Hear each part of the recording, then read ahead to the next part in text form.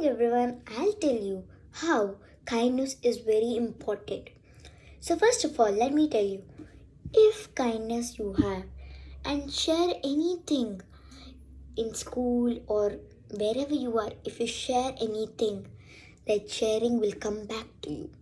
So, today there's a story for you to inspire you about that. So, that is called the smartest giant in town.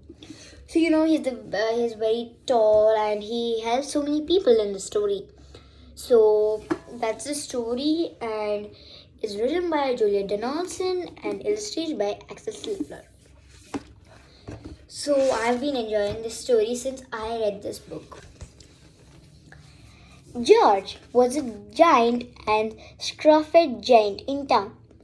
He always wore the same pair of old brown sandals and the same old patched gown. I wish I wasn't this scruffy giant in town, he said sadly. So in this picture you can see he's the tallest and see here this is the town where he lives in.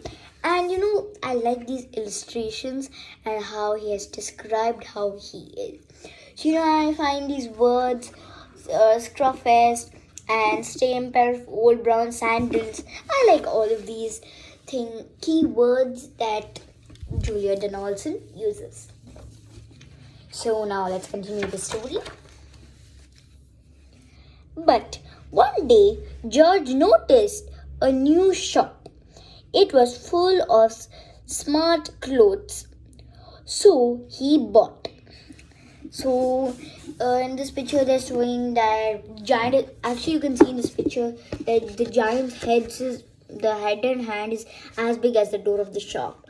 So and this lady is very surprising the giant, so he gives it for stitching.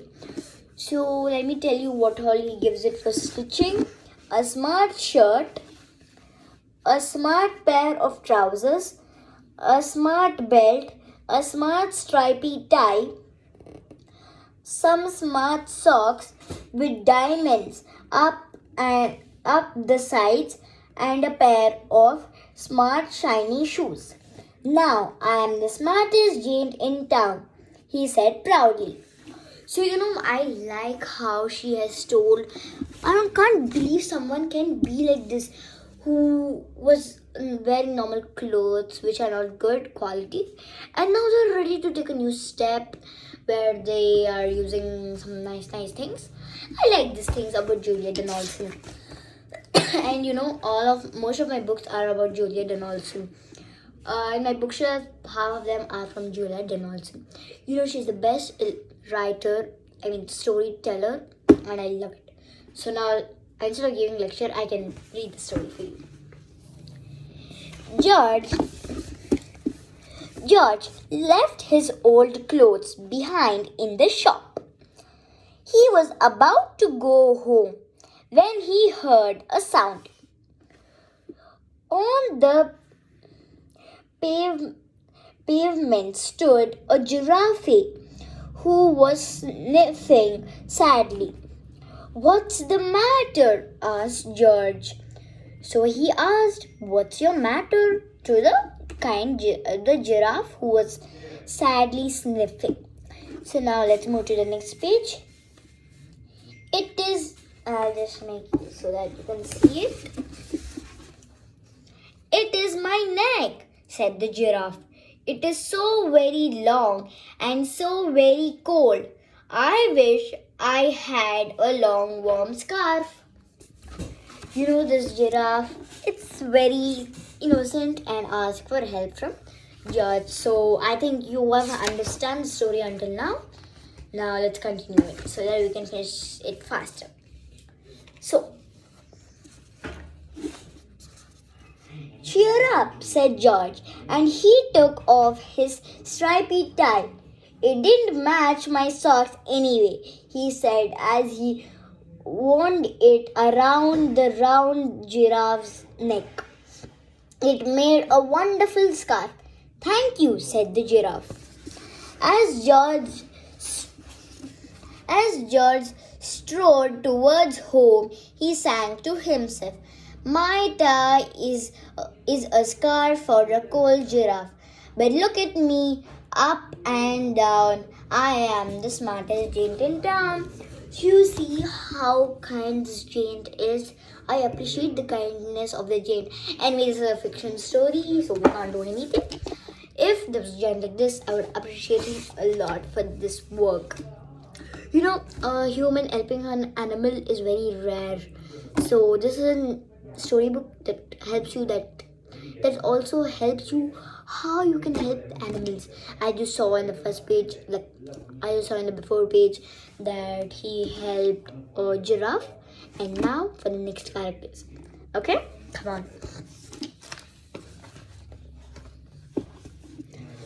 George came to a river. On a boat stood a goat who was bleating loudly. What's the matter? Asked George. Now let's go to the next page. It is my sail, said the goat. It blew away in the storm. I wish I had a strong new sail for my boat.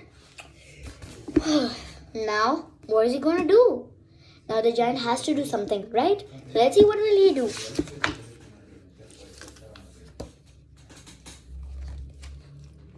Cheer up, said George, and he took off his new white shirt. It kept coming untucked anyway, he said, as he tied it to the mast of the goat's boat. It made a magnificent sail. Thank you, said the goat. So you can see that the smartest giant in town put his shirt over here.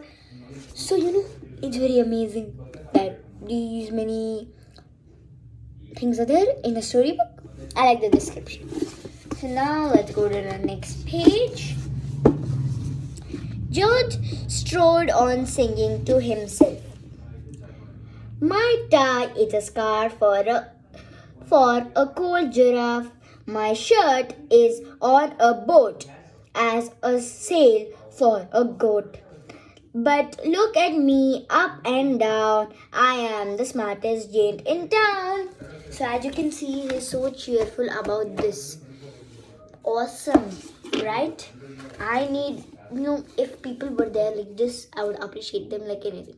So that's why I'm reading this book to you, so that you also become a person like the smartest giant in town. So next, what's the next story? Let's go. This is a very creepy one. It's very tiny and very good one, but very funny one. Let's see it.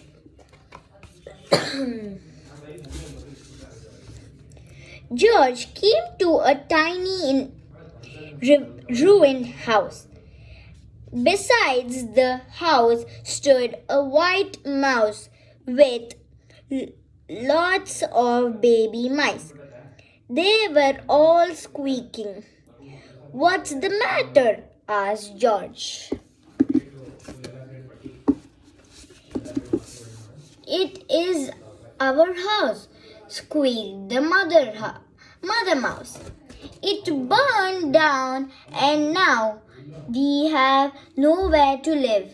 I wish we had a nice and new house. I can't believe a mouse could do this. And you know what he gave? Let's see that in the story.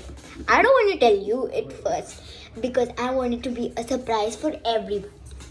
So let's go to the next story. Guys, if you have any questions, ask it in the comment below. Okay? Yeah. Cheer up, said George, and he took off one of his shoes. It was giving me blisters anyway, he said, as the mouse and her babies scrambled inside. The shoe made a perfect home for them. Thank you, they squeaked. George had to hop along the road, but he didn't mind. As he hopped, he sang to himself. My tie is a scarf for a cold giraffe. My shirt is on a boat for a sail for a goat. My shoe is a house for a little white mouse. But look at me, up and down. I am the smartest giant in town. Very good. Right? I hope so. George came to a campsite. Beside a tent stood a fox who was crying. What is the matter? Asked George. It was my sleeping bag, said the fox. I dropped it in a puddle. I wish I had a warm, dry sleeping bag. Very sad for the fox. No sleeping bag when he's in the tent. Can't help.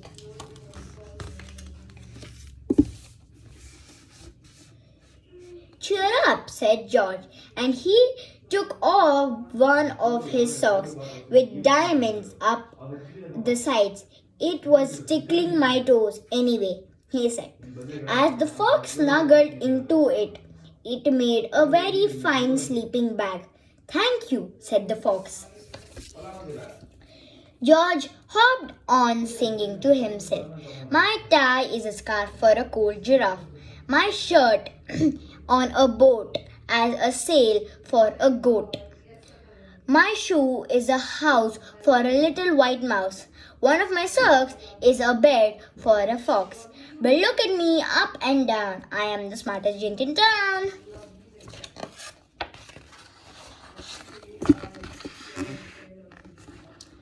George came to a big squatchy dog. Bog. Beside the bog stood a dog who was howling. What is the matter? Asked George. You know how rhyming words Julia Donaldson makes?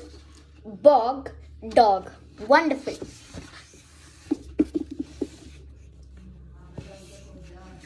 It is this bog, said the dog. I need to get across, but I keep getting stuck in the mud. I wish there was a safe, dry path. Funny. Actually, very funny. Cheer up, said George, and he took off his smart new belt. It was squashing my tummy anyway, he said, as he laid it down over the bog. It made an excellent path. Thank you, said the dog. The wind started to blow, but George didn't mind. He hopped on, singing to himself. My tie is a scarf for a cold giraffe. My shirt is on a boat as a sail for a goat. My shoe is a house for a little white mouse. One of my socks is a bed for a fox. My belt helped a dog who was crossing the bog. But... oh my God, very sad life. My trousers are falling. I am the coldest giant in town. Suddenly, George felt sad and shivery and not at all smart. He stood on one foot and thought, I have to go back to the shop and buy some more clothes, he decided. He turned around and hopped all the way back to the shop. Poor giant, his pant fell down.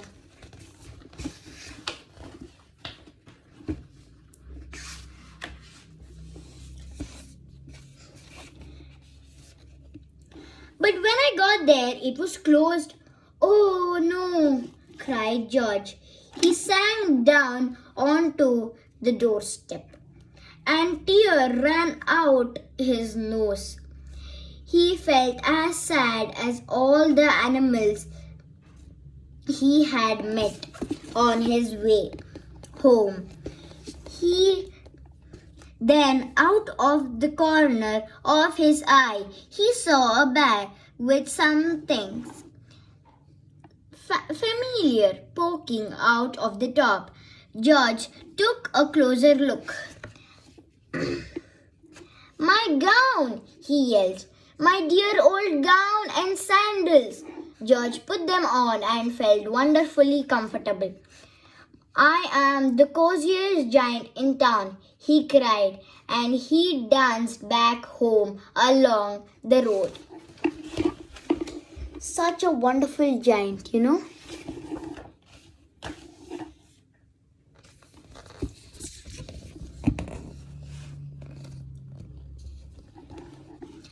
Outside his front door stood all the animals he helped. They were carrying an enormous present. Come on, George, they said. Open it. George untied the ribbon. Inside was a beautiful gold paper crown and a card. Look inside the card, George, said the animals.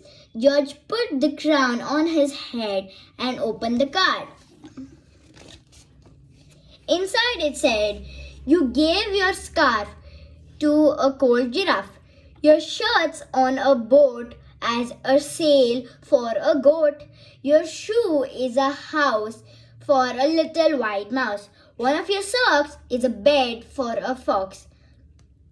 Your belt helped a dog who was crossing a bog. So here is a very fine crown to go with the sandals and gown of the kindest giant in town. And that's the end of the story. So do you understand how kindness is? So as I told you, you give, you get back extra. But don't give too much thinking that this will happen. You should have a kind mind which will give everything. So, will you follow it? Comment below. Thank you.